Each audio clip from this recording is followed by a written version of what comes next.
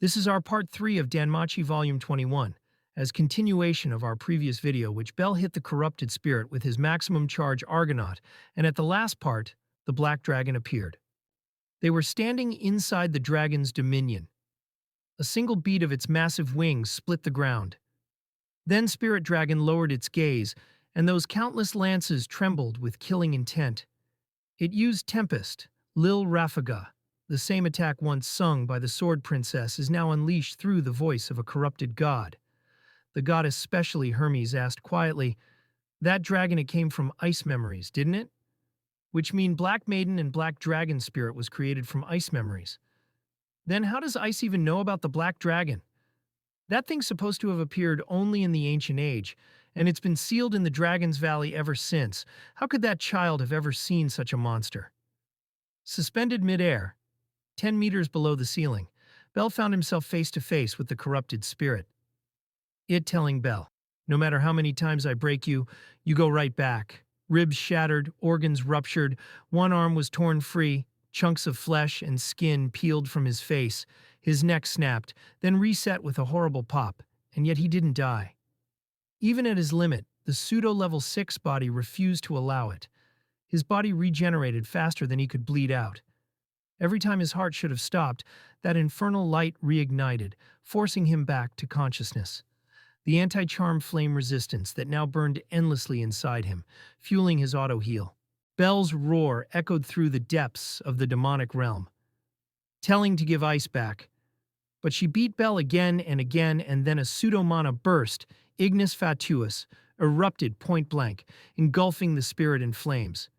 Hedon appeared, and at his command Bel will fight eternally, until that abomination is destroyed. Every wounded fighter within its reach. And then, the elf began to sing. All of their wounds had healed. Hythe, Haruhime, Ryu, and others finally arrived. They all got level boost from Haruhime and Hedon. Raoul's regrouped with Finn's unit. Alan and the four brothers. Even Freya's children, and they're all safe.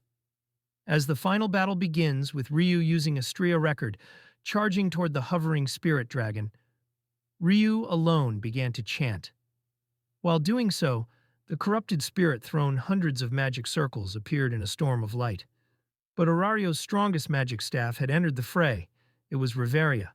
Taking advantage of the corrupted spirit's momentary shock at Hedon's suppression fire, Ryu called out the name of a saint she revered from Astrea record. She invoked the magic flame of restraint, a power that weakens magic itself.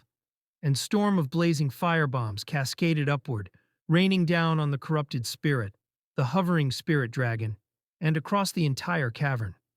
Caught off guard, even the spirit dragon, whose scales could normally repel all attacks, was forced to take the hit head-on, and Spirit's magic power is dropping. Then raised her Alvsa Justitia, stepping boldly to the front lines. An attack spell that also carried a debuff effect, a downgrading enchantment, was the last thing anyone expected. As the adventurers silently applauded her within their hearts, even the gods in the underground sanctuary burst into cheer. Even the secret fan of the Ryu, the goddess Freya herself, praised her action. Then adventurers and Xenos heard the call and charged toward the spirit dragon. Hedon unleashed storms of lightning, while Ryu's luminous wind erupted in parallel cast bursts from her rapid aerial maneuvers. But no matter what they tried, the corrupted spirit's avatar of destruction could not be broken. Ryu's debuff is still active, and it's still that strong. In truth, it was only because Ryu had weakened the spirit dragon's magic that the party had survived at all. But even with Ryu's support, they can't overpower it, and they think that this black dragon might be stronger than the final calamity sealed in the Dragon Valley. 10 minutes remained before the complete absorption of ice. To honor his promise to Lafaya, Bel lifted his face, charging it with Firebolt. The resounding chime of the grand bell echoed through the battlefield, stirring courage in the hearts of Tiona and the others, even amidst the chaos. The spirit dragon roared, firing the most powerful strike to kill Bel. Ryu and Weena reacted on instinct, but their defenses couldn't form in time. But Leon showed up, countering the Black Dragon strike using his residual light to save Bel, and Leon, together with Mikoto and others, a total of 52, joined the battle. Belle wanted to cry in relief that Leon had somehow subdued the Black Maiden alone and caught up to them, but the moment was stolen by the weight of the other's aura. It was Ottar together with Leon. Haruhime put a level boost of Leon and Otter.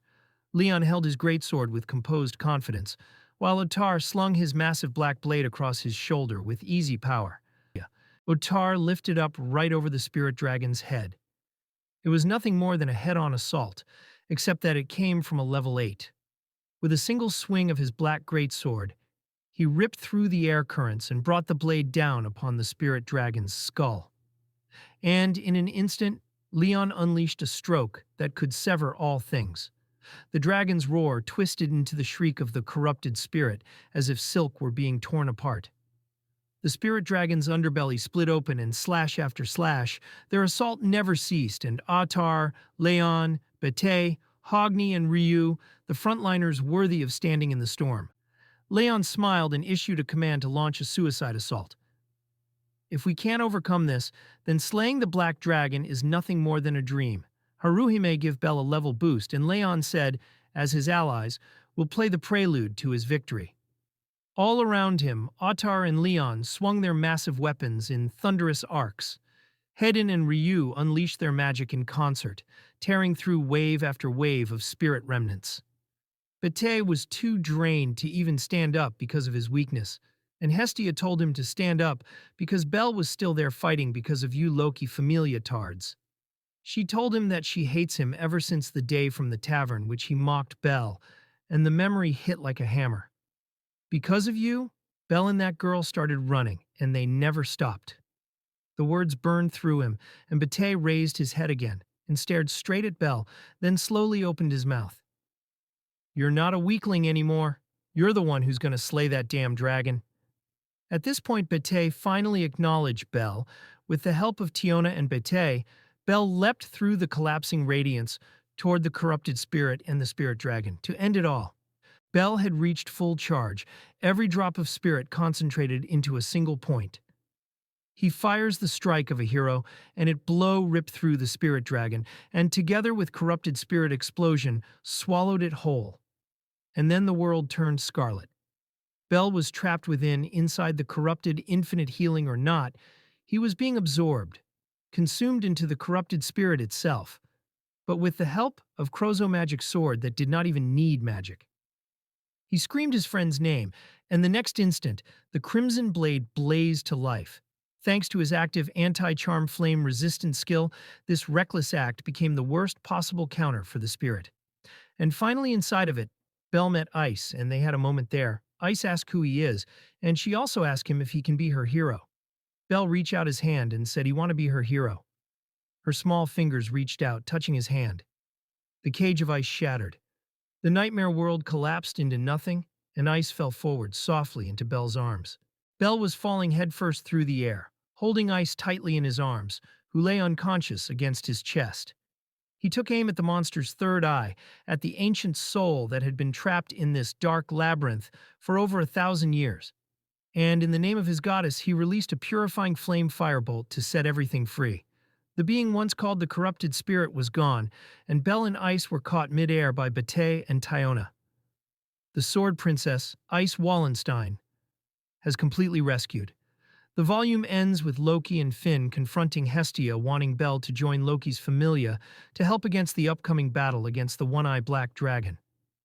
Ice is alive, but unconscious at the end of the volume. She recognizes Belle when he saves her, and the illustration that they are holding hands is right after. Well, Umori did say in the afterwards that he did intend the content of this volume to originally be in 2 volumes that would have connected chapter volumes, but he included some of his planned content for this volume in Sword Oratoria Volume 16, so that made him able to cover everything he originally planned to cover.